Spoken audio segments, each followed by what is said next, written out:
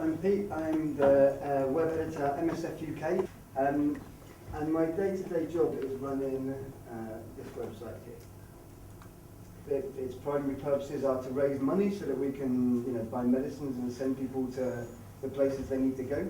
And it recruits doctors and nurses and logisticians and pharmacists and hundreds of other types of jobs.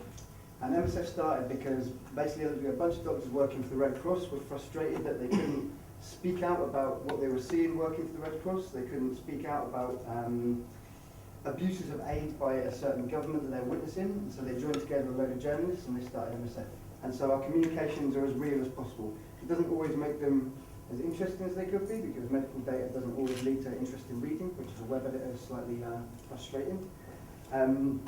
But what we do have is the first person perspective from the field. So we have the doctors and nurses and logisticians, all that, who are there, and they communicate. So this is a blog by a guy called Kieran, who's just got back from Congo, who's I think a great blogger. And this is the sort of stuff I really love dealing with in my job. So this is first hand. This guy's right from Congo. It's not marketing, because you can read it and he's not sure about what he's doing. He's not sure if MSF's doing the right thing even. It's very real. And the idea is just to bring people who are reading it as close to the field as possible. And Condition Critical was launched at the end of 2008. And Condition Critical is one step further from the idea of the blogs and the stuff we put on the website, because it's a pure témoignage project. There's no fundraising focus and there's no HR focus.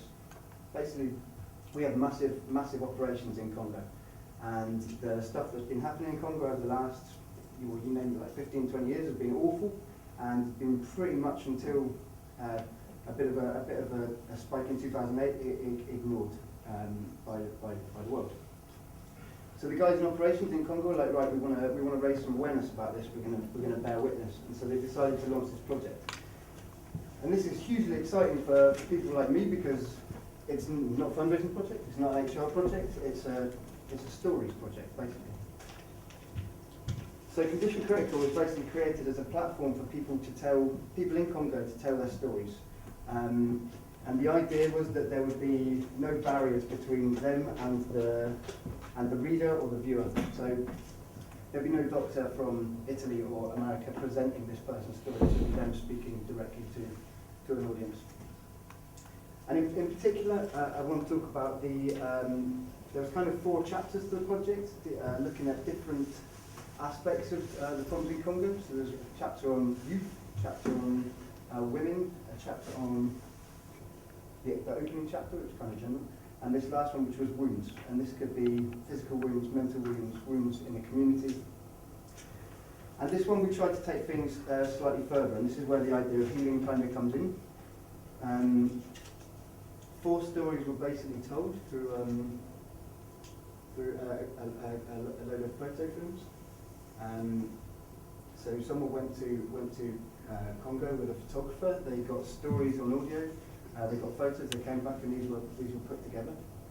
If this works.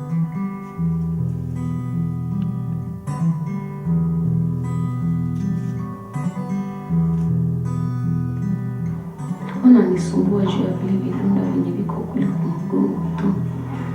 Siasikia kajua injui ni simu, siasikia kajua. So as you can see, I'll leave it running without the sound, but as you can see, it's this lady Francois. It's her speaking directly to the camera. It's her story. It's also been edited a little bit because it's got to fit into a 5 minute video, but it's a real story. And the reason this chapter was a bit different, because the other 3 chapters did this as well, was that we tried to we wanted to have a bit of interaction, so the people watching these stories could react to what they were seeing. And so we created this idea of a message map. So this big bit of land covered in green is the Kivus, where the project was focused. And all of these little blobs are people leaving messages of support to the person they saw in the video, or the people in the Kivus generally, or whoever they read about.